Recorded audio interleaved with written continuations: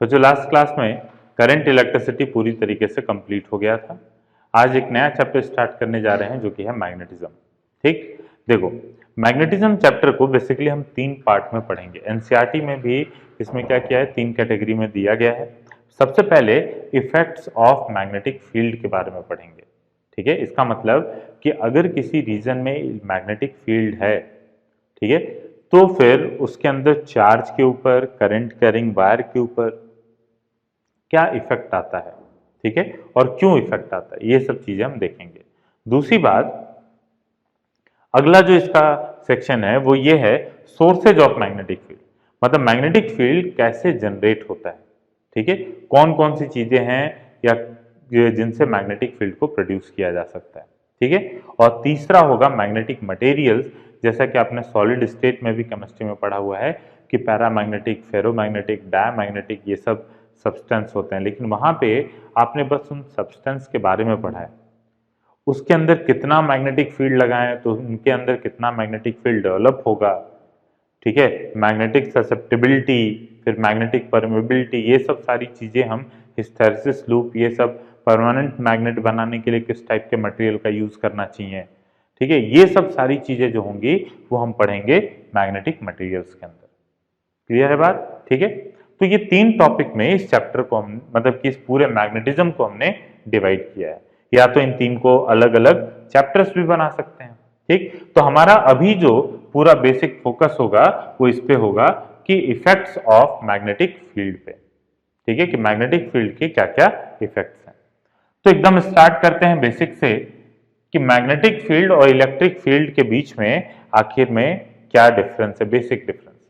ठीक है, देखो जब हायर लेवल पे आप जाते हो, ठीक है, या फिर आगे भी चल के जब हम इलेक्ट्रोमैग्नेटिक वेव की बात करेंगे, मैक्सवेल इक्वेशंस की बात करेंगे, तो वहां पे आपको कुछ आइडिया मैं देने की कोशिश करूंगा कि electric field, magnetic field actual में एक दूसरे से रिलेटेड है। ठीक है, मतलब आप ये देखो अभी के लेवल में हम इलेक्ट्रिक फील्ड और मैग्नेटिक फील्ड को अलग अलग पढ़ते हैं, लेकिन हायर लेवल में जब आप जाके पढ़ोगे तो वहां पे इलेक्ट्रिक फील्ड और मैग्नेटिक फील्ड को बताया जाएगा कि वो एक ही होती हैं, बस उनको देखने का नजरिया अलग है, मतलब स्टडी करने का तरीका अलग है। ठीक है वो एक ही चीज। ठीक, तो अभी इस चीज को थोड़ी देर के लिए, थोड़े मतलब कुछ टाइम के लिए इस डाउट को अपने अंदर रखो। जब हम इलेक्ट्रोमैग्नेटिक वेव पे जाएंगे तो आपका ये चीज हम एग्जाम्पल देके इस चीज को क्लियर भी करेंगे कि क्यों मैं बोल रहा हूं कि इलेक्ट्रिक फील्ड और मैग्नेटिक फील्ड सेम ही है। ठीक है, तो देखो, लेकिन आपके स्टूडेंट लेवल पे, ठीक है, मतलब कि 12th लेवल पे अभी आप इनको डिफरेंट मानोगे, डिफरेंट इनके फॉर्मूलेज भी रहे, फॉर्मूला भी रहेंगे, डिफरेंट प्रॉपर्टी भी रहेगा। ठीक है, तो देखिए सबसे पहले इलेक्ट्रिक फील्ड कैसे प्रोड्यूस होता था।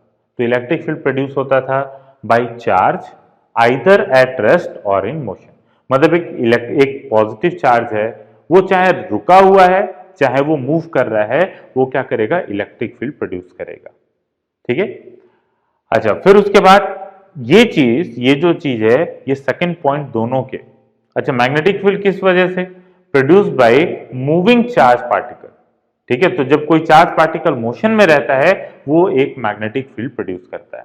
ठीक, उसके अलावा एक चीज देखो, इलेक्ट्रिक फील्ड और कैसे डेवलप होता है, टाइम डिपेंडेंट मैग्नेटिक फील्ड से, और मैग्नेटिक फील्ड और कैसे प्रोड्यूस होता है, टाइम डिपेंडेंट इलेक्ट्रिक फील्ड से। ठीक है, इसका मतलब जब मैग्नेटिक फील्ड समय के साथ बदलेगा तो वो इलेक्ट्रिक फील्ड प्रोड्यूस करेगा, और जब इलेक्ट्रिक फील्ड समय के साथ बदलेगा तो वो मैग्नेटिक फील्ड प्रोड्यूस करेगा। ठीक है, ये जो लास्ट के 2 पॉइंट्स हैं वो हम इलेक्ट्रोमैग्नेटिक इंडक्शन में पढ़ने वाले हैं। ठीक, लेकिन अभी इन दोनों के बीच में बेसिक डिफरेंस बताना था, तो इसलिए हमने अभी इसको लिखवा दिया। ठीक, तो एक तो देखो, अगर इस चैप्टर की मतलब हम पूरे 12th की बात करें तो पूरे 12th को किस तरीके से कैटेगराइज किया गया है। ठीक है, तो पूरे 12th को अगर देखा जाए तो सबसे पहले आपने पढ़ा इलेक्ट्रोस्टैट। ठीक है, तो इलेक्ट्रोस्टैट में आपने बेसिकली चार्ज के बारे में, रुके हुए चार्जेस के बारे में पढ़ा, चार्ज एट रेस्ट के बारे में। उसके बाद फिर चार्ज जब मोशन में है, देखो अभी यहां पे चार्ज स्टैटिक है, अब चार्ज जब मोशन में है तो इसके 2 एस्पेक्ट हैं। एक तो जब चार्ज मोशन में आएगा तो वो क्या प्रोड्यूस करेगा, करंट। ठीक है, तो वो करंट प्रोड्यूस करेगा। दूसरा ये चीज है कि जब चार्ज रेस्ट में मतलब कि चार्ज मोशन में आया तो करंट प्रोड्यूस करेगा, और साथ में उसके साथ वो प्रोड्यूस करेगा मैग्नेटिक फील्ड। ठीक है, तो जब चार्ज मोशन में आता है तो वो प्रोड्यूस करता है मैग्नेटिक फील्ड। ठीक, और जब चार्ज एक्सेलरेट करता है, ठीक है, मतलब ये जब एक्सेलरेशन का हम इफेक्ट देखेंगे, ठीक है, तो यहां पे करंट में हम मान रहे थे कि जो इलेक्ट्रॉन्स है वो ड्रिफ्ट वेलोसिटी से एक यूनिफॉर्म वेलोसिटी से आगे बढ़ रहे हैं, तो वहां पे यूनिफॉर्म स्पीड था। अभी मैग्नेटिक फील्ड चैप्टर में भी हम जब देखेंगे तो स्पीड जो रहेगी वो यूनिफॉर्म ही रहेगी। ठीक, उसके अलावा जब वो एक्सेलरेट करेंगे चार्ज पार्टिकल्स, तो जब चार्ज पार्टिकल बच्चों एक्सेलरेट करते हैं तो उस समय वो प्रोड्यूस करते हैं इलेक्ट्रोमैग्नेटिक वेव, मतलब इलेक्ट्रिक फील्ड भी और मैग्नेटिक फील्ड भी, और इस तरीके से electric field magnetic field link करते हैं कि वो एक दूसरे के परपेंडिकुलर रहते हैं और डायरेक्शन ऑफ प्रोपगेशन के भी परपेंडिकुलर रहते हैं, जिनको हम इलेक्ट्रोमैग्नेटिक वेव बोलते हैं। ठीक, अब इसके बाद फिर ये एक्सेलरेटेड चार्ज पार्टिकल्स के लिए, ठीक, जो इलेक्ट्रोमैग्नेटिक वेव का कंडीशन है। उसके बाद फिर आप उन्हीं इलेक्ट्रोमैग्नेटिक वेव्स को के बारे में पढ़ोगे ऑप्टिक्स में, रे ऑप्टिक्स और वेव ऑप्टिक्स जो है। ठीक, फिर उसके बाद आपका मॉडर्न फिजिक्स शुरू होता है, जिसमें आप ये जो इलेक्ट्रोमैग्नेटिक वेव्स हैं इनका इंटरेक्शन देखते हो चार्ज के साथ। तो बेसिकली पूरा ये जो 12th है वो है किसके बारे में, चार्ज और इलेक्ट्रोमैग्नेटिक वेव के बारे में। पहले आप चार्जेस के बारे में पढ़े, फिर इलेक्ट्रोमैग्नेटिक वेव के बारे में पढ़ोगे, फिर उसके बाद इन दोनों के बीच के इंटरेक्शन के बारे में पढ़ेंगे।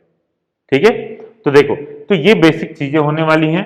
अभी के लिए हम बात आते हैं कि देखो, तो मैग्नेटिक फील्ड आखिर में क्या है।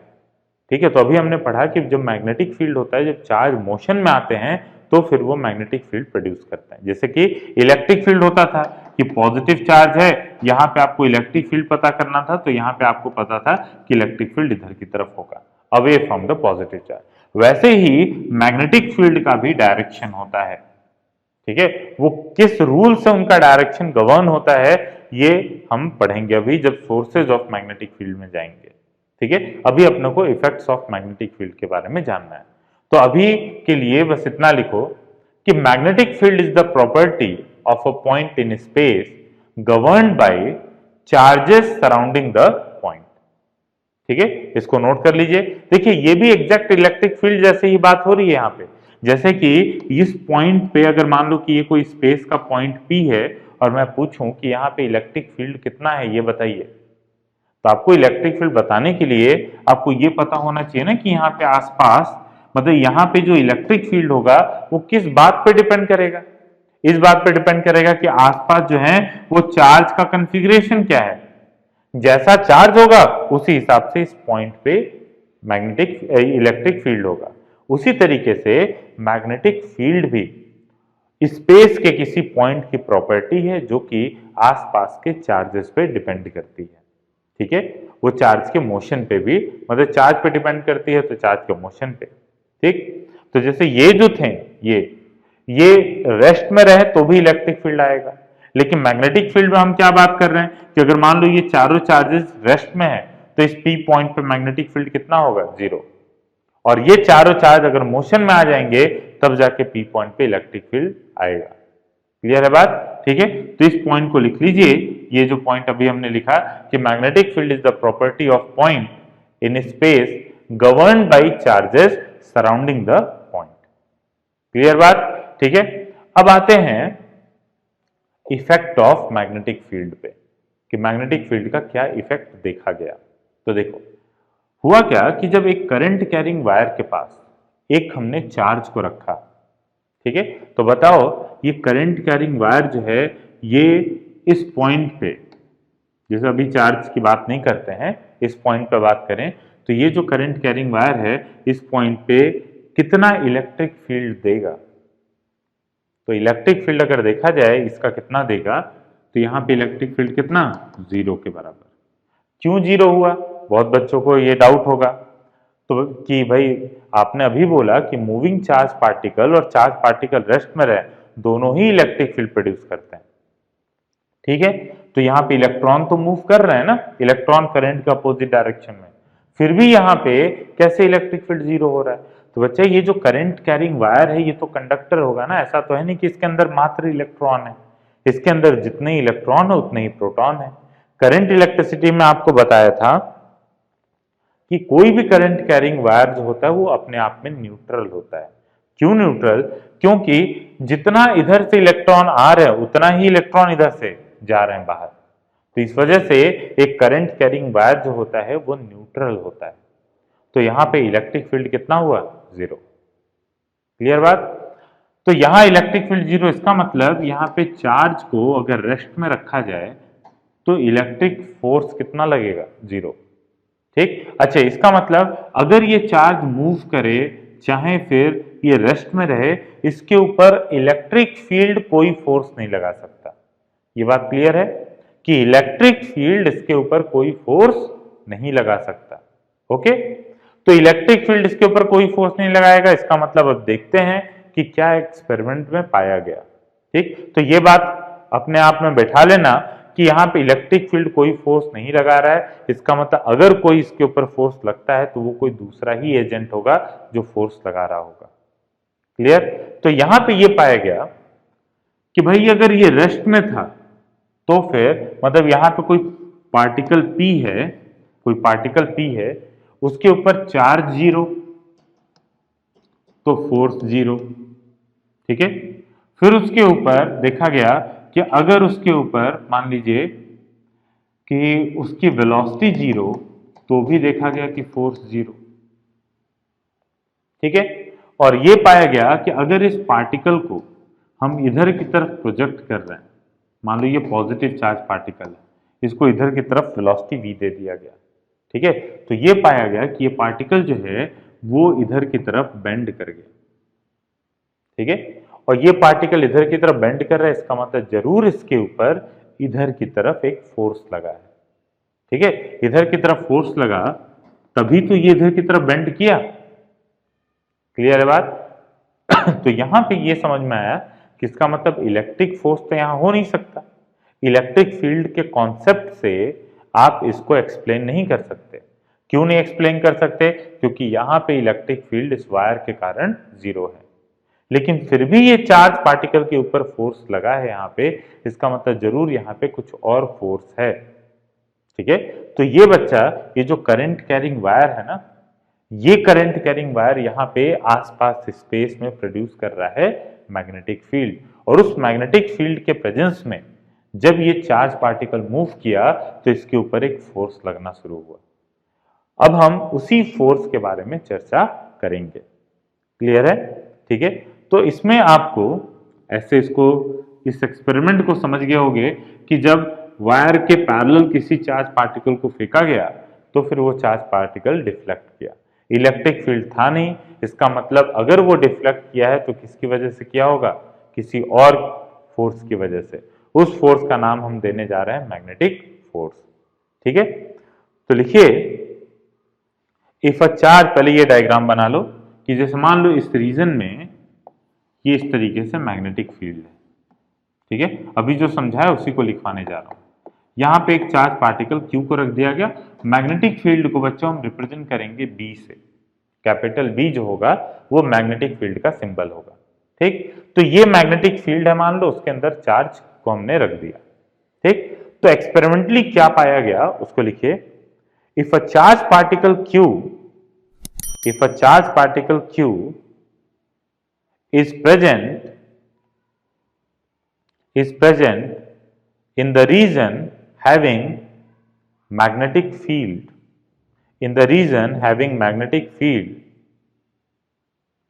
then the force on charge is observed to be zero, if पहला लिखेगा Q इक्वल टू जीरो, दूसरा V इक्वल टू जीरो, और तीसरा V is parallel to B। ठीक है, V is parallel to B। ठीक, लिखो ये 3 पॉइंट लिखने के बाद, ठीक है 1 2 3, ये 3 पॉइंट लिखने के बाद लिखिए hence we can say that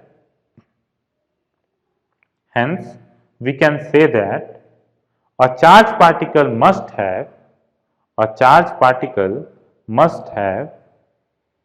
a component of velocity perpendicular to magnetic field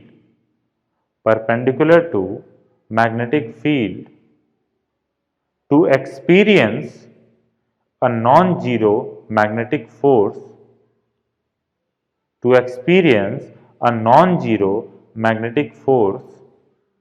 in the magnetic field। ठीक, इसका मतलब कि अगर किसी चार्ज पार्टिकल को आप क्या करते हो, मैग्नेटिक फील्ड के अंदर रखते हो, तो उसके ऊपर फोर्स तभी लगेगा। देखो, अगर वो चार्ज पार्टिकल के ऊपर चार्ज ही नहीं है तब तो कोई फोर्स की बात ही नहीं होगी। ठीक, दूसरी बात कि उस चार्ज पार्टिकल अगर है भी तो अगर वो रेस्ट में है तो उसके ऊपर कोई फोर्स नहीं लग रहा। ठीक है, तीसरी बात, अगर हमने ये देखा कि अगर उस पार्टिकल के पास वेलोसिटी पैरेलल है मैग्नेटिक फील्ड के तो भी उसके ऊपर फोर्स नहीं लगेगा। इसका मतलब कि अगर फोर्स लगना है तो क्या होना चाहिए, इस पार्टिकल का कुछ ना कुछ कंपोनेंट वेलोसिटी का एटलीस्ट मैग्नेटिक फील्ड के डायरेक्शन में होना चाहिए। ठीक है, इसका मतलब कि अगर मान लीजिए कि इस पॉइंट पे, इस केस में हम बात करें तो अगर इसके पास इधर की तरफ वेलोसिटी है इस चार्ज पार्टिकल के पास, तो मैग्नेटिक फील्ड के साथ पैरेलल हो गया तो इसके ऊपर कोई फोर्स नहीं लगेगा। लेकिन अगर इस चार्ज के पार्टिकल के पास इधर की तरफ कुछ वेलोसिटी v है तो क्या होगा कि इसका एक कंपोनेंट थीटा जो है, तो देखो एक हो जाएगा v cos थीटा और ये कंपोनेंट हो जाएगा v sin थीटा। ठीक, तो v cos थीटा वाला जो कंपोनेंट होगा उसकी वजह से इस चार्ज पार्टिकल के ऊपर कोई फोर्स नहीं लगेगा क्योंकि ये पैरेलल आ गया, और v sin थीटा की वजह से इसके ऊपर फोर्स लगेगा। ठीक है, तो अभी तक थोड़ा सा अगर वेक्टर आपको पता होगा तो आपको ये पता होगा कि डॉट प्रोडक्ट कंसीडर करता है, डॉट प्रोडक्ट और क्रॉस प्रोडक्ट दो वेक्टर के मल्टीप्लिकेशन होते हैं। जो डॉट प्रोडक्ट होता है वो सेम डायरेक्शन वाली चीजों को मल्टीप्लाई करने से होता है, और उसके अलावा जो परपेंडिकुलर वाले, मतलब दो परपेंडिकुलर वेक्टर का डॉट प्रोडक्ट 0 आता है और दो पैरेलल वेक्टर का क्रॉस प्रोडक्ट आता है 0। ठीक है, तो ये चीज आपको पता होगा कि दो पैरेलल वेक्टर का क्रॉस प्रोडक्ट आता है 0। इसका मतलब ये कि देखो a क्रॉस b अगर लिखा जाए तो a क्रॉस b को आप लिखोगे mod a mod b sine theta, इसका जो मैग्नीट्यूड है a क्रॉस b का। ठीक है, इसका मतलब कि अगर a क्रॉस b का मैग्नीट्यूड ab साइन थीटा है तो आप सोचो अगर a और b आपस में पैरेलल हो गए तो साइन 0 डिग्री हो जाएगा, और साइन 0 डिग्री 0 होता है, इसका मतलब दो वेक्टर का क्रॉस प्रोडक्ट 0 आ गया। ठीक, तो जैसे ये तो समझ में आया कि ये जो फोर्स है, तो देखो ये जो मैग्नेटिक फोर्स लग रहा है ये हमने पाया चार्ज के मैग्नीट्यूड पे डिपेंड कर रहा था, वेलोसिटी पे डिपेंड कर रहा था, लेकिन कौन सी वेलोसिटी पे, परपेंडिकुलर वाली वेलोसिटी पे, और साथ में मैग्नेटिक फील्ड पे डिपेंड कर रहा था। ठीक है, ये तीन फैक्टर पे ये मैग्नेटिक फोर्स डिपेंड कर रहा था। लेकिन ये थी कि वेलोसिटी जो थी वो मात्र परपेंडिकुलर वाली लेनी है। ठीक है, इसका मतलब अगर इन तीन चीजों को मल्टीप्लाई करना है, ठीक है, और आपको मात्र वो कंपोनेंट लेना है जो कि परपेंडिकुलर है, पैरेलल वाला कंपोनेंट नहीं चाहिए। ठीक है, क्योंकि पैरेलल वाला कंपोनेंट नहीं रिस्पॉन्सिबल है मैग्नेटिक फोर्स के। इसका मतलब फोर्स का फॉर्मूला कैसा होना चाहिए, Q V cross B। V cross B लेने से क्या फायदा हुआ, क्योंकि यहां पे ये जो क्रॉस प्रोडक्ट है ये मात्र वेलोसिटी का परपेंडिकुलर वाला कंपोनेंट ही लेगा। ठीक है, पैरेलल वाले कंपोनेंट का कोई इफेक्ट क्रॉस प्रोडक्ट पे नहीं आएगा। पैरेलल कंपोनेंट का अगर क्रॉस प्रोडक्ट लेते हो तो वो 0 होता है। ठीक है, तो वो कंपोनेंट जो वेलोसिटी का मैग्नेटिक फील्ड के पैरेलल है वो 0 हो जाएगा, और ये मल्टीप्लिकेशन एक तरीके से मात्र पैरेलल वाला परपेंडिकुलर वाला मल्टीप्लिकेशन है। क्लियर है बात। तो जैसे इस वाले केस में हमने क्या किया कि इस वाले केस में अगर आप देखोगे कि अगर इस चार्ज पार्टिकल के पास वेलोसिटी इधर होती तो ये कंपोनेंट आता v cos थीटा और ये कंपोनेंट आता v sin थीटा। ठीक है, तो अगर आपको v क्रॉस b निकालना होता तो v क्रॉस b की वैल्यू कितनी लिखते, तो v क्रॉस b का जो मैग्नीट्यूड होता देखो v cos थीटा का b के साथ 0, क्योंकि ये दोनों पैरेलल हैं, और v sin theta multiplied by b, यही आता। ठीक है, तो पैरेलल वाले कंपोनेंट जो होते हैं वो कोई फोर्स नहीं कॉज करेंगे चार्ज के ऊपर। ठीक है, जो वेलोसिटी का पैरेलल वाला कंपोनेंट है। क्लियर है बात? तो इन सब चीजों से जो अभी आपने लिखा, hence we can say that a charge particle must have a component of velocity perpendicular to magnetic field to experience a non zero magnetic force in the magnetic field. तो ये जो ऑब्जर्वेशन हमने देखा, कौन कौन सा ऑब्जर्वेशन, कि अगर वेलोसिटी जीरो था तो फोर्स जीरो, चार्ज जीरो है तो फोर्स जीरो हो गया, और साथ में अगर पैरेलल हैं तो भी फोर्स जीरो, मतलब मैग्नेटिक फील्ड और वेलोसिटी पैरेलल है तो भी फोर्स जीरो। तो इसका मतलब कि फोर्स जो होना चाहिए मैग्नेटिक फोर्स, उसको हमने कैसे लिखा, क्यू वी क्रॉस बी। अब इसमें क्या है देखो, चार्ज जीरो तो भी फोर्स जीरो, वेलोसिटी जीरो तो भी फोर्स जीरो। ठीक है, और अगर वेलोसिटी और मैग्नेटिक फील्ड आपस में पैरेलल हो गए तो दो पैरेलल वेक्टर का क्रॉस प्रोडक्ट भी जीरो। ठीक है, तो इसलिए ये जो है ये मैग्नेटिक फोर्स का फॉर्मूला है चार्ज पार्टिकल पे। ठीक है, इसको नोट करिए। तो यहां पे ये मैग्नेटिक फोर्स, ठीक है, मैग्नेटिक फोर्स, और ये चार्ज पार्टिकल है, charge velocity of charge particle, और ये बी जो है वो मैग्नेटिक फील्ड है। क्लियर है बात? ठीक है, अच्छा, इसी फॉर्मूले से हम क्या करते हैं, मैग्नेटिक फील्ड का जो है मैग्नेटिक फील्ड की डेफिनेशन भी निकालते हैं। ठीक है, देखो, तो जैसे F is equal to q v b, इसको साइन थीटा लिख सकते हैं अगर फोर्स के मैग्नीट्यूड की बात करें तो। ठीक है, तो इसको लिखेंगे इस तरीके से, Q mod V into mod B into sine theta. ठीक, तो यहां से B की वैल्यू कितनी आ जाएगी, तो B की वैल्यू हो गई F divided by Q mod V into sine theta. ठीक है, अब अगर मान लीजिए कि चार्ज को हम 1 कूलम रख दें, वेलोसिटी को 1 मीटर पर सेकेंड रख दें, और थीटा 90 डिग्री हो जाए, तो फिर क्या हम कह सकते हैं कि अगर कोई चार्ज पार्टिकल मैग्नेटिक फील्ड के परपेंडिकुलरली मूव कर रहा है, ठीक है, और उसकी वेलोसिटी 1 मीटर पर सेकेंड है, और 90 डिग्री पे वो चल रहा है, और चार्ज उसका 1 कूलम है, तब उसके ऊपर जो फोर्स लगेगा वो फोर्स बराबर होगा मैग्नेटिक फील्ड के। क्लियर है बात? ठीक है, तो यहां पे आप लिखोगे इस इक्वेशन के लिखने के बाद, ठीक है, if charge is equal to 1 coulomb, velocity is equal to 1 metre per second, and theta is equal to 90 degree. ठीक है, देन ये जो मैग्नेटिक फील्ड आया ये बराबर हो जाएगा किसके, एफ के। ठीक, तो इस तरीके से आप क्या लिख सकते हो, देखो इस टाइप के डेफिनेशन को बहुत जगह यूज किया जाता है। आपने देखा होगा कि जब डाइपोल मोमेंट को डिफाइन करना था, तो डाइपोल मोमेंट को डिफाइन किया था P क्रॉस E, ठीक है, इज इक्वल टू, इसी को लिखा था ना, torque is equal to P cross E के बराबर, या फिर torque is equal to PE sine theta. तो आपको अगर डाइपोल मोमेंट डिफाइन करने को आ गया तो आप कैसे डिफाइन करोगे, क्या उसको लिख दोगे dipole moment is equal to Q into d, ऐसे लिख दोगे बच्चा, आपको मार्क्स बहुत कम मिलेंगे। ठीक है, जो बोर्ड के लिए एक्सेप्टेड डेफिनेशन है वो यहां से है कि torque is equal to PE sine theta है, तो यहां पे आप क्या करोगे, P को लिखोगे, डाइपोल मोमेंट जो है वो torque divided by E sine theta. ठीक है, अब यहां पे आप बोलोगे कि अगर हम डाइपोल को क्या करते हैं, एक 1 न्यूटन पर कूलम के इलेक्ट्रिक फील्ड पे रखते हैं नॉर्मली, मतलब साइन थीटा की वैल्यू 1, 90 डिग्री साइन 90 डिग्री 1, तो अगर डाइपोल को 1 न्यूटन पर कूलम के इलेक्ट्रिक फील्ड में रखा जाए 90 डिग्री पे, तो उस समय जो उसके ऊपर टॉर्क लगेगा, ठीक है, अगर ये दोनों 1 1 हो गए तो डाइपोल मोमेंट की वैल्यू कितनी हो जाएगी, टॉर्क के बराबर। तो उस समय जो उसके ऊपर टॉर्क लगेगा वो बराबर होगा डाइपोल मोमेंट के।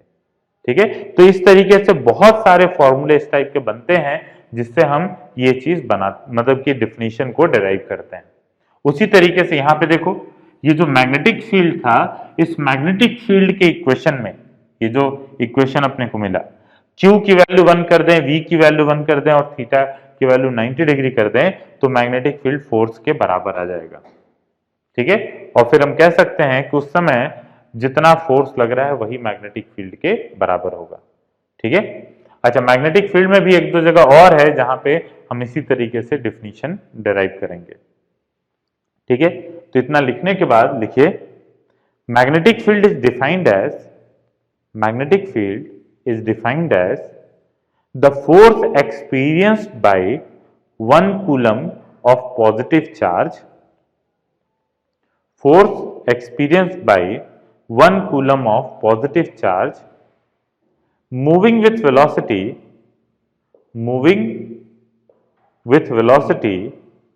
1 meter per second, moving with velocity 1 meter per second perpendicular to the magnetic field, perpendicular to the magnetic field। Clear है? ठीक है। तो देखो, अब इसके बाद इसकी यूनिट और डायमेंशन की बात करते हैं, मैग्नेटिक फील्ड के यूनिट और डायमेंशन की बात करते हैं। तो देखो, यूनिट ऑफ बी पे आते हैं। तो unit of b magnetic field मतलब, तो यूनिट ऑफ मैग्नेटिक फील्ड पे आए तो ये क्या हो जाएगा, देखो इस फॉर्मूले पे आते हैं, इस वाले फॉर्मूले पे। तो फोर्स की यूनिट न्यूटन, चार्ज की यूनिट कूलम और वेलोसिटी की यूनिट मीटर पर सेकेंड। ठीक है। तो फोर्स की यूनिट हो गई न्यूटन, चार्ज की यूनिट कूलम और यहाँ पे वेलोसिटी की यूनिट मीटर पर सेकेंड। यही होना चाहिए मैग्नेटिक फील्ड की यूनिट। ठीक। अब इसको थोड़ा सा चेंज कर रहे हैं, देखो न्यूटन, ये जो मीटर पर सेकेंड है, सेकेंड को इधर भेज दें तो ये हो जाएगा coulomb second into metre. Coulomb पर सेकेंड को क्या एम्पियर बोलते हैं। ठीक है। तो इसका मतलब ये चीज हो जाएगा न्यूटन एम्पियर इंटू मीटर। ठीक है। एक बार क्वेश्चन यही आया हुआ है कि which of the following is not a unit of magnetic field, क्योंकि मैग्नेटिक फील्ड के अभी हम 3-4 यूनिट सीखेंगे। एक तो ये यूनिट हो गया, एक किसी चीज को एम्पियर में कन्वर्ट कर दिया तो ये यूनिट हो गया। ठीक है। उसके अलावा ये जो होता है ना, मतलब ये जो यूनिट आई है इसको हम 1 न्यूटन पर एम्पियर सेकेंड को हम बोलते हैं 1 टेस्ला। ठीक है। ये इसका टेस्ला जो है ये इसकी एसआई यूनिट है। ठीक है। तो इसको हम बोलते हैं 1 टेस्ला के बराबर। ठीक।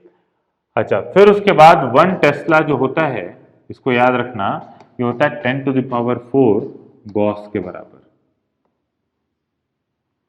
ठीक है। 10⁴ गॉस के बराबर 1 टेस्ला होता है। उसके अलावा एक और चीज, जैसे कि हमने देखा था कि गॉस लॉ में इलेक्ट्रिक फ्लक्स क्या होता था बच्चों, तो इलेक्ट्रिक फ्लक्स होता था E डॉट ds। ठीक है। मतलब electric field multiplied by area. तो उसी तरीके से यहां पे भी मैग्नेटिज्म में मैग्नेटिक फ्लक्स होता है। ठीक है। तो मैग्नेटिक फ्लक्स का फॉर्मूला होता है मैग्नेटिक फ्लक्स यूनिट। ये कितना होता है, देखो मैग्नेटिक फ्लक्स होगा B dot ds, magnetic field into area. ठीक है। तो ये होगा B डॉट ds और इसको हम बोलते हैं वेबर। ठीक है। मैग्नेटिक फ्लक्स की यूनिट कितनी है, वेबर, WB इसको शॉर्ट फॉर्म में बोला जाता है। ठीक। तो वेबर हो गया मैग्नेटिक फ्लक्स का। इसका मतलब इसको आखिर में मैग्नेटिक फ्लक्स है क्या, magnetic field multiplied by area. ठीक। तो इसका मतलब हम लिख सकते हैं यूनिट ऑफ मैग्नेटिक फील्ड, एक और यूनिट यहां से हम निकाली जा सकती है, magnetic field is equal to weber पर मीटर स्क्वायर।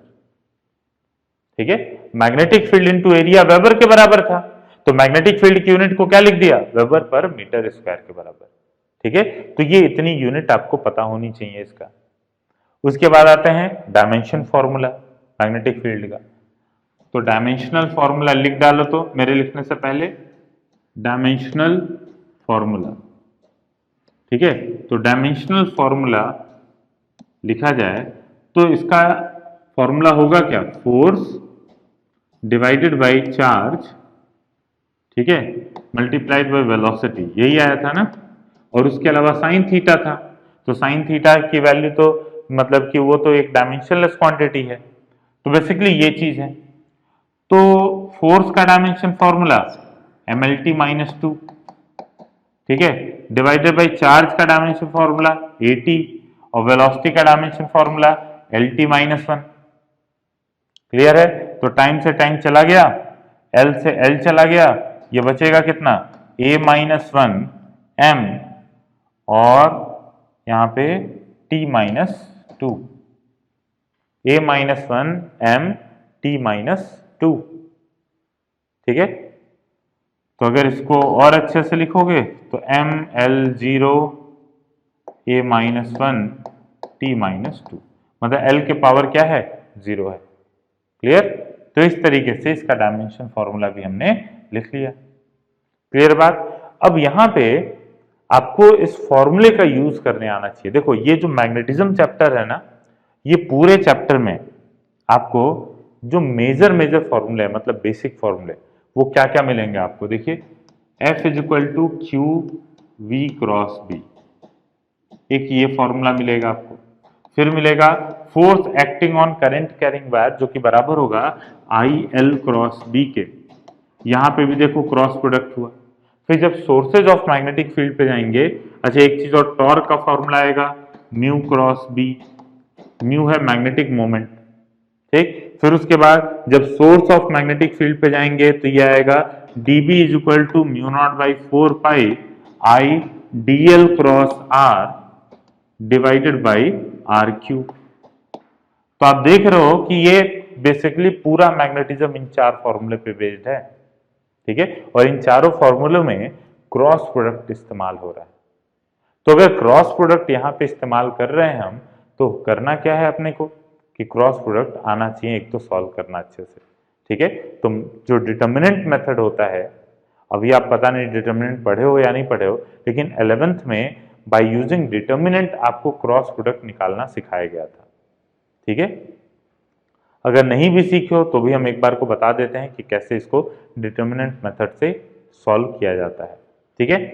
तो एक तो यह है कि क्रॉस प्रोडक्ट अपने को अच्छे से आना चाहिए। दूसरी बात ये कि अधिकतर हम ऐसे वेक्टर्स के साथ डील करेंगे, ऐसे केसेस के साथ डील करेंगे जिसमें दो ऐसे वेक्टर का क्रॉस प्रोडक्ट निकालना होगा जो दोनों वेक्टर आपस में परपेंडिकुलर है, ठीक है। तो परपेंडिकुलर है, साथ में क्वेश्चन को सॉल्व करने के लिए अपने को विजुअलाइजेशन की जरूरत पड़ेगी। इसका मतलब कि देखो दो चीजें हैं, जैसे मान लीजिए कि ये चीज, ये दो चीजें हैं, ठीक है। अब पता है कि इन दोनों वेक्टर का क्रॉस प्रोडक्ट कैसे आना है, या तो ऐसे आएगा या तो ऐसे आएगा, दोनों वेक्टर के परपेंडिकुलर। आपको पता है ए क्रॉस बी ए के भी परपेंडिकुलर होता है और बी के भी परपेंडिकुलर होता है, ठीक है। तो यहां पे देखो अपने आप चीजें 3 डायमेंशन में चली गई। तो 3 डायमेंशन में अगर चीजें चली गई तो यहां पे आपको अच्छे से कॉपी पेन से आपको क्या करना, 3 डायमेंशन फिगर तो बन नहीं पाएगा, तो इसलिए आपको विजुअलाइज करना बहुत ज्यादा इंपॉर्टेंट है यहाँ पे, ठीक है। तो हम कुछ शॉर्ट ट्रिक सीखेंगे जिससे हम क्रॉस प्रोडक्ट को एटलीस्ट जो परपेंडिकुलर वाले केसेस हैं उनके केस में क्रॉस प्रोडक्ट को इजीली हम सॉल्व कर सकें, ठीक है, वो चीज सीखा जाएगा। तो सबसे पहले एक क्वेश्चन लिखिए, तो उस क्वेश्चन को देखते हैं।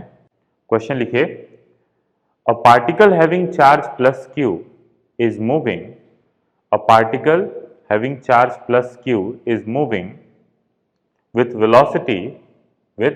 वेलोसिटी प्लस क्यू चार्ज है और वेलोसिटी वेक्टर है बच्चों v naught i cap plus v naught j cap, v naught i cap plus v naught j cap is moving with velocity v naught i cap plus v naught j cap in presence of magnetic field, in presence of magnetic field B is equal to b naught i cap minus b naught k cap, ठीक है। Then find net force acting on particle. Then find net force acting on particle. ठीक है, अब देखिए आपको magnetic field और velocity दे दिया गया है, अब नेट फोर्स पूछा जा रहा है पार्टिकल के ऊपर कितना होगा। आपको फॉर्मूला क्या यूज करना है, F is to q v cross b. अब क्रॉस प्रोडक्ट बताया गया था, जरा उसको यूज करिए। डिटर्मिनेंट मेथड से मैं प्रेफर करूंगा कि आप डिटर्मिनेंट मेथड का इस्तेमाल करिए। ठीक है, तो सबसे पहले ये जो फोर्स होगा, इस फोर्स को लिखा जा सकता है वेक्टर फॉर्म में Q multiplied by V cross B। तो इसलिए मैं क्या करता हूं, पहले V क्रॉस B पता कर लेता हूं। ठीक है, तो देखो V क्रॉस B, और फिर उसके बाद एक डिटर्मिनेंट बनाते हैं, उस पर सबसे पहले आई कैप, जे कैप और के कैप रख देते हैं। आई कैप, जे कैप और के कैप। ठीक, अच्छा अब इसके बाद पहला वेक्टर जो होता है उसको लिखा जाता है, इसका मतलब v naught i cap plus v naught j cap, तो ये हो गया वी नॉट और प्लस है तो ये भी वी नॉट, और के कैप में कुछ भी नहीं इसलिए जीरो। ठीक, और फिर उसके बाद मैग्नेटिक फील्ड पे आते हैं, तो देखिए आई के नीचे बी नॉट लिखना है, जे वाला कंपोनेंट मैग्नेटिक फील्ड में जीरो है तो इसलिए यहाँ पे जीरो लिखा, और फिर उसके बाद के वाला कंपोनेंट माइनस बी नॉट है तो इसलिए यहाँ पे लिख दिया माइनस बी नॉट। इस चीज का ध्यान देना, बच्चे क्या करते हैं बस कोफिशिएंट्स लिख देते हैं, आगे माइनस साइन को भूल जाते हैं। ठीक है, तो ये चीज हो गया। अब अपने को इसका क्रॉस प्रोडक्ट निकालना है, तो देखिए सबसे पहले आई कैप को लिया, तो आई कैप के रोज और कॉलम को हटा देते हैं, v naught multiplied by minus b naught minus zero into zero, मतलब मल्टीप्लीकेशन इस तरीके से होता है, इसको मल्टीप्लाई करते हैं और माइनस इसको। ठीक है, तो ये हो जाएगा आई कैप को पहले लिख दिया, फिर ये हो गया v naught into minus b naught, ये हो जाएगा minus v naught b naught. ठीक है, माइनस जीरो, ये आई कैप का कंप्लीट हो गया। ठीक, अच्छा अब इसके बाद फिर आई कैप का कैलकुलेशन हमने कर लिया, अब आते हैं जे कैप पे। तो बच्चा पहला पॉजिटिव होता है तो दूसरा वाला नेगेटिव लेते हैं, इसका मतलब ये हो जाएगा माइनस जे कैप। ठीक है, माइनस जे कैप, अब इसके रोज और कॉलम को हटा दो।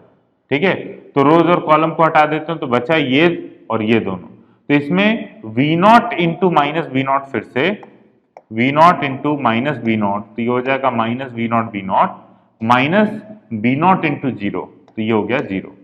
फिर पहला प्लस, दूसरा नेगेटिव किया, तीसरा प्लस, प्लस के कैप, और ये हो जाएगा के कैप में देखिए वी नॉट इंटू जीरो, तो जीरो हो गया, मतलब इसको मल्टीप्लाई करके फिर माइनस इसको कर रहे हैं, तो v naught into zero zero minus v naught b not.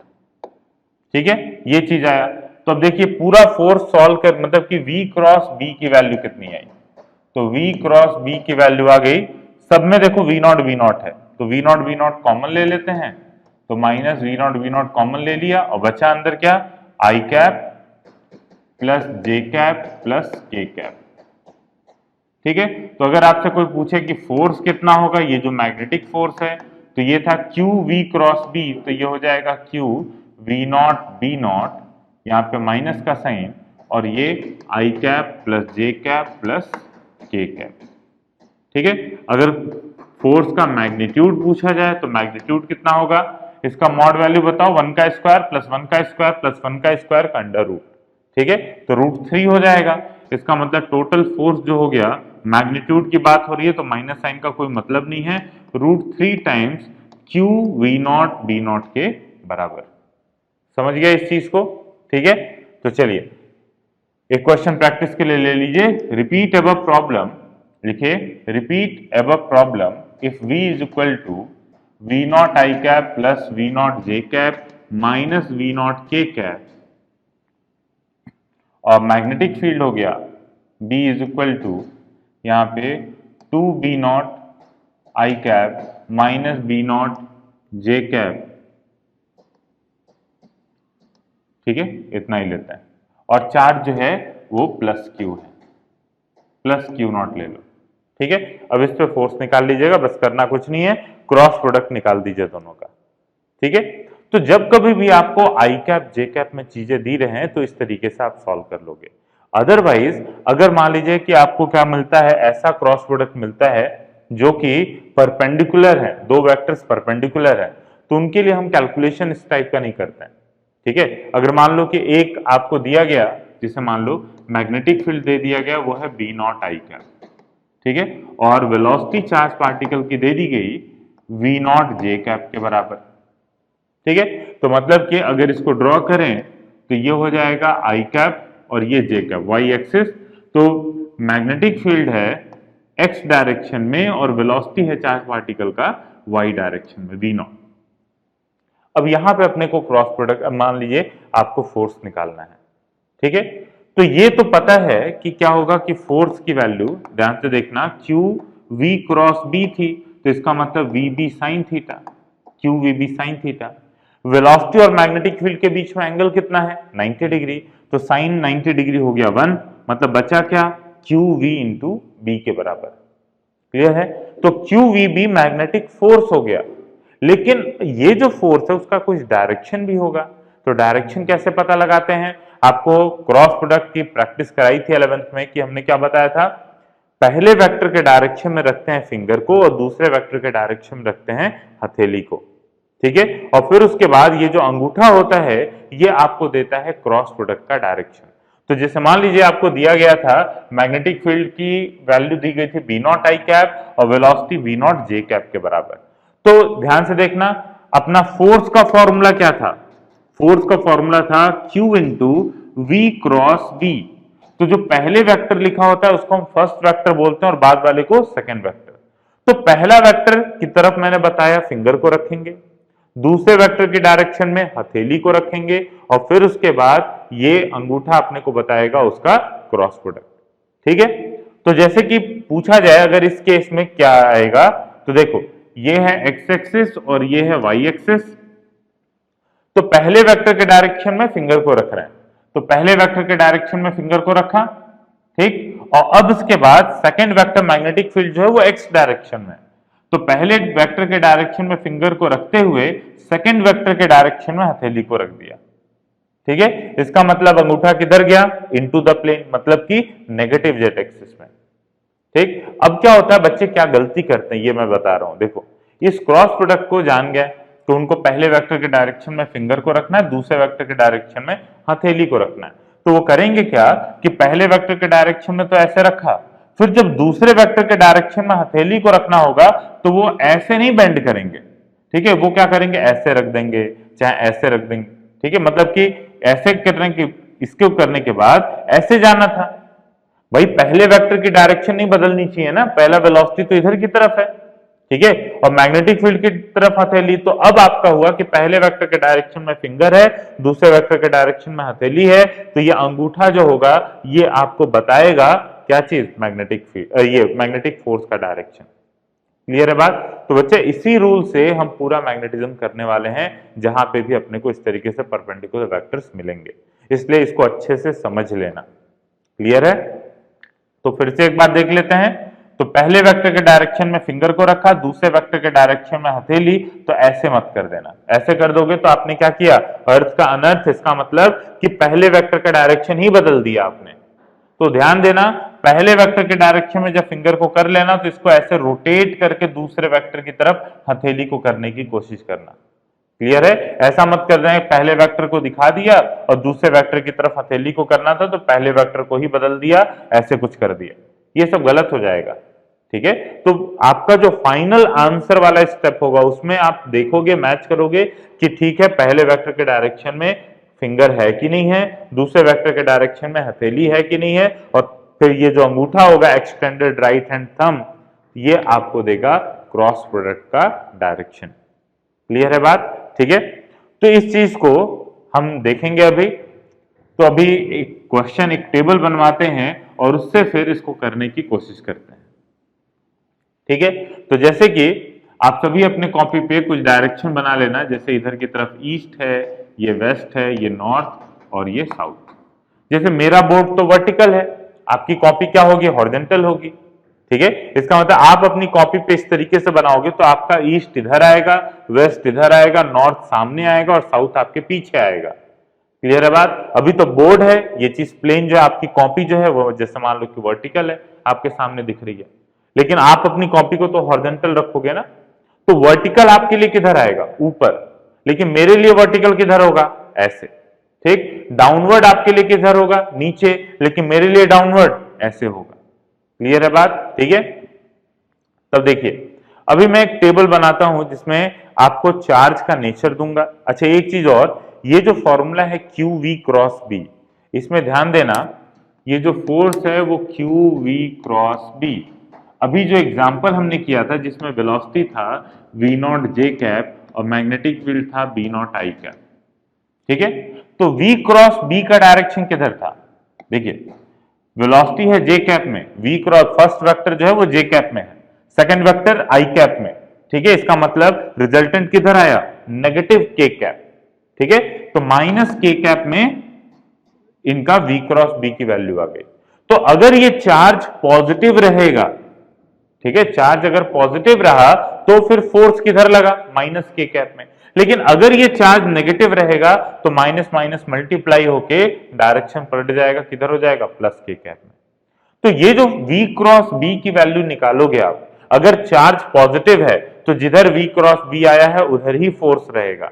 और अगर मान लीजिए कि आप क्या करते हो, v क्रॉस b निकालते हो और ये आया v क्रॉस b अगर मान लो k कैप में, और चार्ज अगर नेगेटिव है इसका मतलब फोर्स किधर लगेगा? माइनस के कैप में। क्लियर है बात? ठीक है, तो चलिए, तो इस चीज का ध्यान दीजिएगा कि अगर चार्ज नेगेटिव रहेगा तो जो भी v क्रॉस b का डायरेक्शन आएगा उसको हम पलट लेंगे 180 डिग्री से। क्लियर है बात? ठीक है, तो एक टेबल मैं बनवाता हूं, उस टेबल को आप फिल करिएगा पूरी तरीके से, ठीक है। तो टेबल में आपको हम ये ऐसा देंगे कि चार्ज दे देंगे, वेलोसिटी का डायरेक्शन दे देंगे, ठीक है, और फिर उसके बाद मैग्नेटिक फील्ड का डायरेक्शन दे देंगे, ठीक, और फिर उसके बाद फिर आप क्या करोगे कि उस टेबल को कंप्लीट करोगे। क्लियर है? ठीक है, तो चलिए लिखिए क्वेश्चन। क्वेश्चन है कंप्लीट द फॉलोइंग टेबल। अब मैं टेबल बना रहा हूं, ठीक है, कंप्लीट द फॉलोइंग टेबल, और यहां पे चार्ज का नेचर है, ठीक है, ये वेलोसिटी दे दिया मैंने, ये मैग्नेटिक फील्ड दे दिया, थोड़ा सा इधर कर देते हैं। देखो चार्ज, वेलोसिटी, मैग्नेटिक फील्ड, ठीक है, और यहां पे आप मैग्नेटिक फोर्स का डायरेक्शन लिखोगे, ठीक है, ये चीज है। पहला लिखिए, पहला जो है पॉजिटिव नेचर का चार्ज है, ये वेलोसिटी है नॉर्थ में और मैग्नेटिक फील्ड है ईस्ट में, ठीक। अब आपको फोर्स का, मैग्नेटिक फोर्स का डायरेक्शन बताना है। कैसे निकालेंगे? देखिए एक बार खुद से ट्राई कर लो, जो भी बताया है फिर प्रैक्टिस करते हैं। तो देखो पॉजिटिव चार्ज है वो जा किधर रहा है? नॉर्थ के डायरेक्शन में, ठीक है, तो नॉर्थ के डायरेक्शन में जा रहा है। मैग्नेटिक फील्ड किधर है? ईस्ट की तरफ। तो नॉर्थ की तरफ वेलोसिटी, ईस्ट की तरफ मैग्नेटिक फील्ड, तो ऐसे रोटेट कर दिया, अंगूठा किधर गया? डाउनवर्ड, ठीक है। आप अपनी कॉपी पे करोगे तो कैसे करोगे? नॉर्थ आपके लिए सामने है, ईस्ट आपके लिए इधर की तरफ है, ठीक है। तो नॉर्थ की तरफ वेलोसिटी है, मतलब आप अपने फिंगर को ऐसे रखोगे, और फिर उसके बाद ईस्ट की तरफ हथेली जानी चाहिए, तो इसका मतलब आप अपने फिंगर को ऐसे बेंड करोगे इस तरीके से, ठीक है। हथेली नॉर्थ की तरफ ईस्ट की तरफ भेजोगे, फिर ये फिंगर जो होंगी वो फिंगर नॉर्थ की तरफ, हथेली ईस्ट की तरफ, तो आपका अंगूठा आएगा वर्टिकली डाउनवर्ड। क्लियर है? तो इस तरीके से इसका मतलब ये जो होगा वर्टिकली डाउन, ठीक है, ये फोर्स का डायरेक्शन आ गया, ठीक। अच्छा अगर मान लो पॉजिटिव चार्ज है, ये वर्टिकली अपवर्ड है, और ये ईस्ट दे दिया, अब इसका डायरेक्शन क्या होगा बताओ? तो पॉजिटिव चार्ज है, ठीक है, मतलब कि v क्रॉस b का जो भी डायरेक्शन आएगा वही डायरेक्शन फोर्स का भी होगा। अगर नेगेटिव चार्ज रहेगा तो पलट लेंगे डायरेक्शन को, ठीक है। तो चलो वर्टिकली अप और ईस्ट है, तो वर्टिकली अप मेरे लिए किधर होगा? ये प्लेन है मेरा हॉरिजॉन्टल, जमीन ये है हमारे लिए, ठीक है। तो वर्टिकली अप किधर होगा? इधर की तरफ। तो पहला वेक्टर जो है वर्टिकली अप है, मतलब वेलोसिटी ऐसे है मेरे लिए प्लेन के बाहर, ठीक है, और दूसरा वेक्टर ईस्ट की तरफ, मतलब इधर की तरफ, मतलब फोर्स किधर आया? नॉर्थ के डायरेक्शन में मेरे लिए, ठीक है। तो यहां पे नॉर्थ का हो गया। अच्छा आप सॉल्व करोगे कॉपी पे, तो आपके लिए क्या होगा? वर्टिकली अप जो है वो वेलोसिटी है, तो आप अपने हाथ को ऊपर की तरफ रखोगे ऐसे। अभी बोर्ड के डायरेक्शन को मत कंसीडर करना, अभी मैं तुम्हारी कॉपी में जो बन रहा होगा उसके हिसाब से सॉल्व कर रहा हूं, ठीक है। तो वर्टिकली अप डायरेक्शन में वेलोसिटी हो गया। फिर मैग्नेटिक फील्ड है ईस्ट डायरेक्शन में, मतलब हथेली को किधर रोटेट करेंगे, ये डायरेक्शन बिना चेंज किए हथेली को रोटेट करके ईस्ट की तरफ लेके जाओ, ठीक है। और फिर उसके बाद अंगूठा इधर गया, ठीक है, अंगूठा इधर गया और तुम्हारी कॉपी पे ये वाला डायरेक्शन किधर की तरफ पॉइंट कर रहा है, नॉर्थ को, ठीक है, तो वही नॉर्थ आया है। क्लियर। चलो तीसरा देखते हैं। तीसरा देखिए तो पॉजिटिव चार्ज है और ईस्ट और साउथ दे दिया, ईस्ट और साउथ। यहां पे देखा जाए तो पॉजिटिव चार्ज है, वेलोसिटी है ईस्ट में, और अगर मैग्नेटिक फील्ड साउथ में हो गया तो मेरा फोर्स गया मैग्नेटिक फोर्स का ये वर्टिकली डाउनवर्ड, ठीक है, तो ये आ जाएगा वर्टिकली डाउन, ठीक है। एक नेगेटिव का भी कराता हूं, देखो नेगेटिव चार्ज है, वेस्ट है और वर्टिकली अपवर्ड है, ठीक है। तो V क्रॉस B का डायरेक्शन किधर होगा, वेलोसिटी है वेस्ट में, तो वेस्ट में वेलोसिटी है तो फिंगर को वेस्ट डायरेक्शन में कर दिया, ठीक है। मेरे लिए वर्टिकली अपवर्ड ऊपर की तरफ इधर की तरफ है, प्लेन के परपेंडिकुलर, हथेली जाएगा वर्टिकली अप, मतलब ऐसे रोटेट किया बिना इसको चेंज किए, बिना पहले डायरेक्शन को चेंज किए, वेस्ट की तरफ फिंगर और फिर हथेली गया वर्टिकली अपवर्ड, फोर्स किधर आया, नॉर्थ में, ठीक है। सॉरी, V क्रॉस B का डायरेक्शन किधर आया, नॉर्थ में, तो V क्रॉस B नॉर्थ में है और आगे नेगेटिव चार्ज है तो नेगेटिव मल्टीप्लाई होगा, तो नॉर्थ का उल्टा वेक्टर साउथ, ठीक है। तो जैसे 3i कैप आप बोलते हो तो 3i कैप किधर होता है, पॉजिटिव एक्स में, माइनस 3i कैप किधर होता है, नेगेटिव एक्स में, तो नेगेटिव साइन मल्टीप्लाई होने से वेक्टर 180 डिग्री से चेंज कर जाते हैं। तो V क्रॉस B अपने को मिला इस केस में, वेस्ट और वर्टिकली अप था तो west vertically up north, V cross B मिला नॉर्थ डायरेक्शन में, लेकिन नेगेटिव डायरेक्शन, नेगेटिव से मल्टीप्लाई होने के कारण ये किधर आएगा, साउथ। क्लियर है बात, ठीक है। तो इतना आप इसको कर लीजिए, उसके बाद 2-3 और प्रैक्टिस के लिए मैं देता हूं, लिखिए इसको खुद से, इसको मैं बताऊंगा नहीं, बस खाली आंसर लिख दूंगा, ठीक है। तो ये रहा चार्ज, ये वेलोसिटी वेक्टर, ये मैग्नेटिक फील्ड वेक्टर, और ये आपको फोर्स लिखना है, डायरेक्शन इस तरीके से है, ईस्ट वेस्ट नॉर्थ और साउथ, ठीक है। तो अब यहां पे अब देखिए अगला जो है नेगेटिव चार्ज वर्टिकली अप, और फिर उसके बाद मैग्नेटिक फील्ड दे देते हैं ईस्ट डायरेक्शन में, इसका बताओ क्या आंसर है, ठीक है। तो वर्टिकली अप पहला वेक्टर, ईस्ट की तरफ दूसरा वेक्टर, आता नॉर्थ लेकिन पलट देंगे तो ये साउथ हो जाएगा, ठीक है। चलिए अगला देखते हैं, एक नेगेटिव चार्ज और, अब इसका नॉर्थ है और वर्टिकली अप है, मतलब वेलोसिटी नॉर्थ की तरफ, तो वेलोसिटी हुई नॉर्थ, मैग्नेटिक फील्ड हुआ वर्टिकली अप, आ रहा है V क्रॉस B ईस्ट में, लेकिन पलट के उसको लिखेंगे वेस्ट में क्योंकि नेगेटिव चार्ज है। अगर यहाँ पॉजिटिव चार्ज रहता तो ईस्ट ही आंसर होता, ठीक है। फिर उसके बाद आते हैं पॉजिटिव चार्ज ईस्ट और नॉर्थ, इसका बताइए, पॉजिटिव चार्ज है ईस्ट है और नॉर्थ, तो पहला वेक्टर ईस्ट में, दूसरा वेक्टर नॉर्थ में, यह आएगा वर्टिकली अपवर्ड। क्लियर है बात। फिर उसके बाद आते हैं अगला, पॉजिटिव चार्ज नॉर्थ और नॉर्थ ईस्ट, ये देखो नॉर्थ है और नॉर्थ ईस्ट, ठीक। तो पहला वेक्टर जो है वो नॉर्थ है और दूसरा वेक्टर नॉर्थ ईस्ट दे दिया, तो ध्यान देना, पहला वेक्टर है बच्चों नॉर्थ, मतलब वेलोसिटी वेक्टर, ठीक, और दूसरा वेक्टर नॉर्थ ईस्ट है, ऐसे। तो ये जो मैग्नेटिक फील्ड वेक्टर आया है नॉर्थ ईस्ट डायरेक्शन में, इसके दो कंपोनेंट आएंगे, एक आएगा ईस्ट में, एक आएगा नॉर्थ में। क्लियर है बात। तो बताओ नॉर्थ वाला तो वेलोसिटी के पैरेलल हो गया, इसका मतलब ये तो क्रॉस प्रोडक्ट इन दोनों का 0 आएगा, इसका मतलब इससे तो कोई लेना देना ही नहीं है अपने को, ठीक है। तो बेसिकली क्या हुआ, ये जो मैग्नेटिक फील्ड है, मैग्नेटिक फील्ड जो दिखाया गया है कि नॉर्थ ईस्ट डायरेक्शन में, तो वो मैग्नेटिक फील्ड का कंपोनेंट जो नॉर्थ डायरेक्शन में है उससे तो कोई मतलब ही नहीं है, ठीक है। अपने को मतलब किससे है, ईस्ट वाले कंपोनेंट से। तो बेसिकली ये इस तरीके से ट्रीट होगा कि पहला वेक्टर नॉर्थ में है और दूसरा वेक्टर ईस्ट में है, तो इसका मतलब फोर्स किधर आएगा, वर्टिकली डाउनवर्ड। क्लियर है बात? ठीक है, तो ये आएगा वर्टिकली डाउनवर्ड। ठीक, अच्छा तो इसी में थोड़ा चेंज कर रहा हूं मैं, ये इतना हो गया। चलिए देखिए, अब इसके बाद फिर एक दो और कर लो। अगर मान लो कि चार्ज है पॉजिटिव, ये है वर्टिकली अपवर्ड और मैग्नेटिक फील्ड है वर्टिकली डाउनवर्ड, इसमें फोर्स कितना होगा? 0। क्यों? क्योंकि दोनों एंटी पैरेलल हो गए। अगर पैरेलल भी होते हैं तो भी फोर्स की वैल्यू जो रहती वो 0 रहती। क्लियर है बात?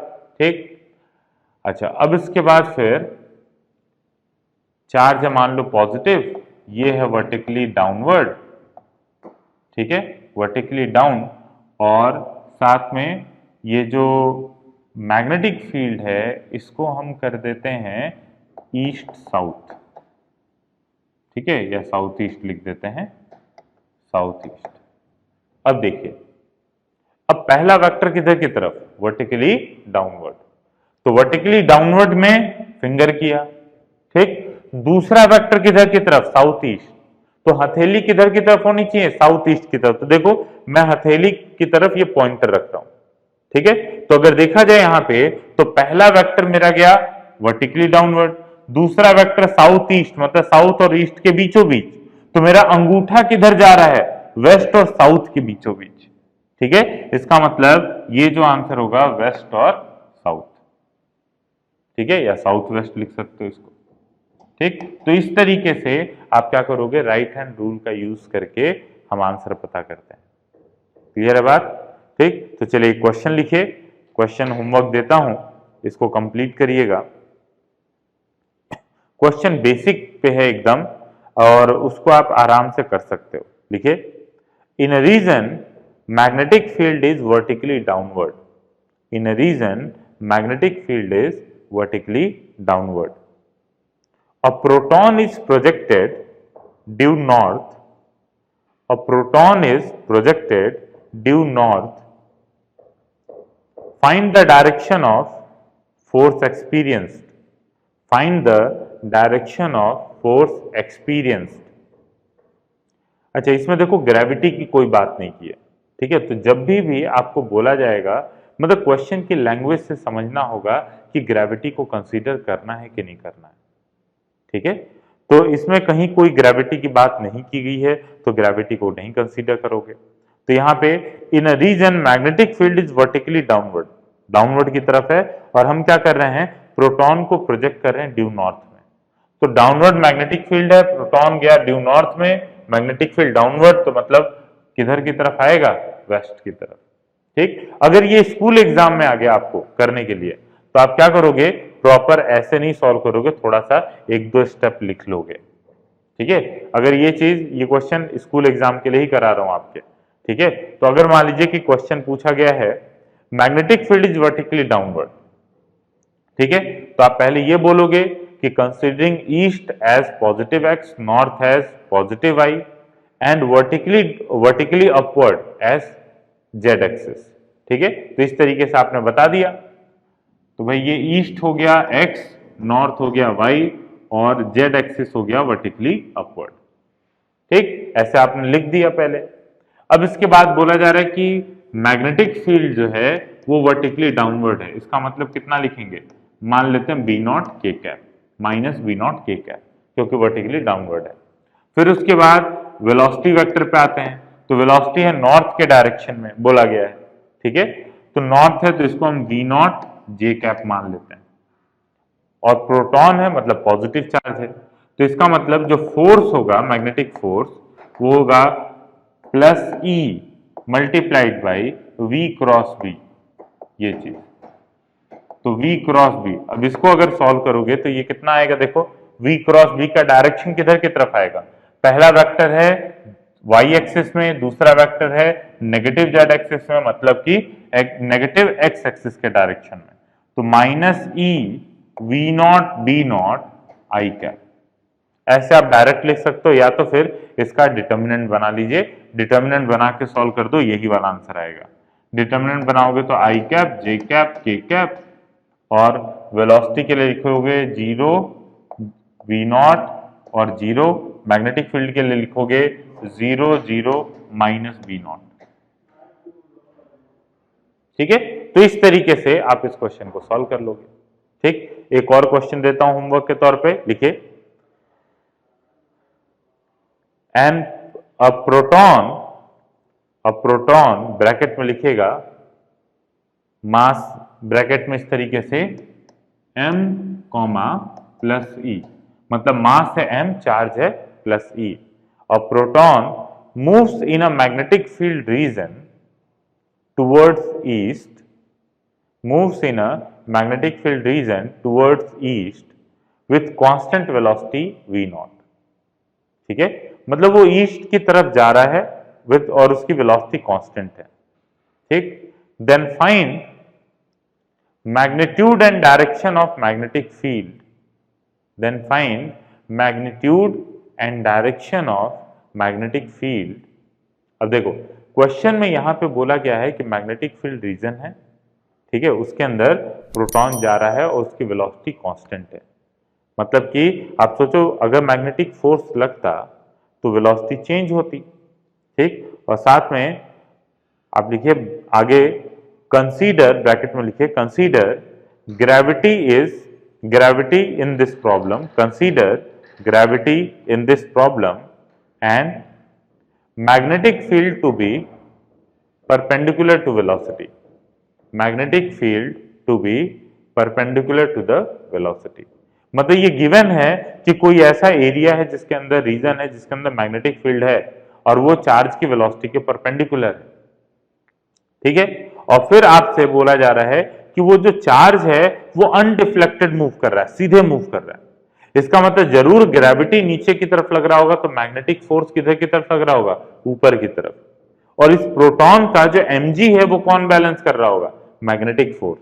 तभी जाके ये चार्ज पार्टिकल जो है वो स्ट्रेट लाइन में मूव करेगा और उसकी वेलोसिटी कांस्टेंट रहेगी। क्लियर है बात? तो इसको करिएगा, इसका आंसर निकालिएगा, देखिए कितना आता है। हम मिलते हैं नेक्स्ट क्लास में। नेक्स्ट क्लास में आपको motion of charge particle in presence of magnetic field बताएंगे। ठीक है, इस क्वेश्चन को डिस्कस करते हुए। ठीक, चलो अभी के लिए इतना ही। Thank you, have a nice day.